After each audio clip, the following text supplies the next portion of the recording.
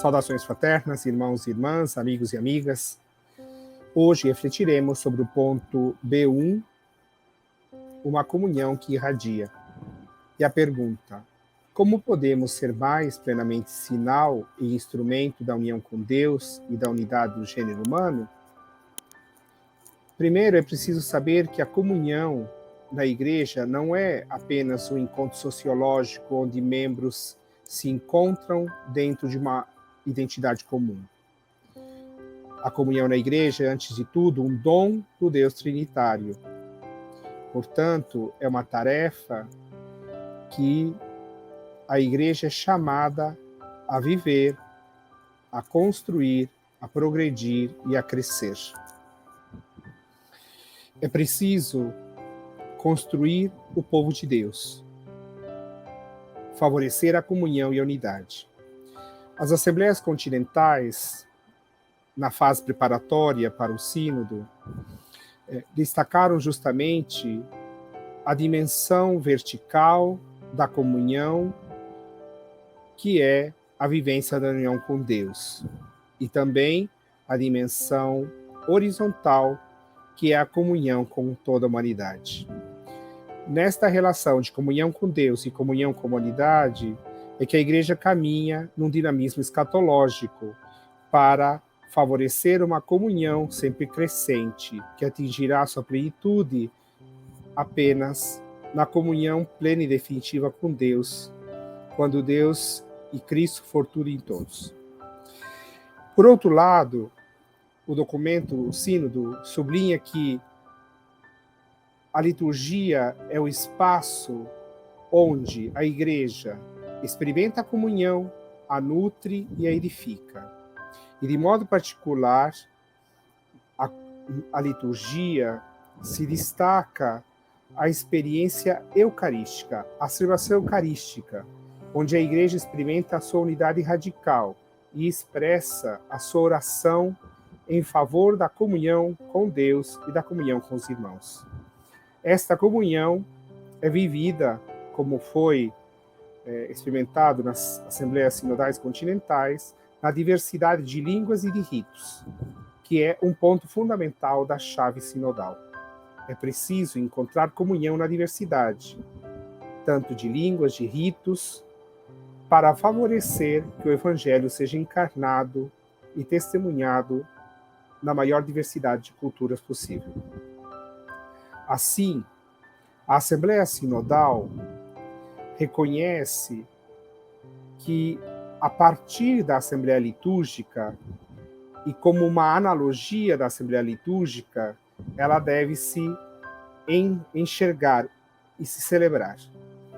O sínodo, ele é celebrado, como ensina a Igreja Antiga. A invocação ao Espírito, a contínua profissão de fé e o percurso a ser discernido para buscar a vontade de Deus e a vivência da Igreja no mundo. Portanto, a Assembleia Sinodal é reunida em Cristo, em nome de Cristo, pela sua palavra, conduzida pelo Espírito de Cristo, para que os membros da Assembleia Sinodal possam se escutar reciprocamente, escutar a palavra de Cristo e discernir em docilidade ao Espírito aquilo que é chamado a viver no mundo, no caminho que a Igreja faz na história da humanidade. Nessa perspectiva, a vida sinodal não é uma estratégia para organizar a Igreja pura e simplesmente. É, na verdade, a busca da vontade de Deus e o projeto salvífico de Deus para a humanidade, a comunhão de irmãos e irmãs.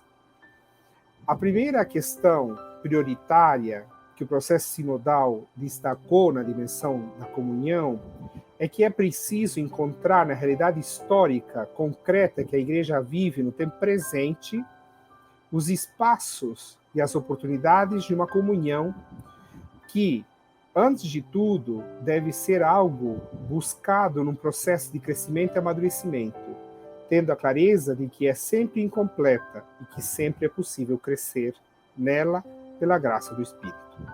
Então, a pergunta que o instrumento de trabalho faz aos membros da Assembleia Sinodal e a toda a Igreja são as seguintes.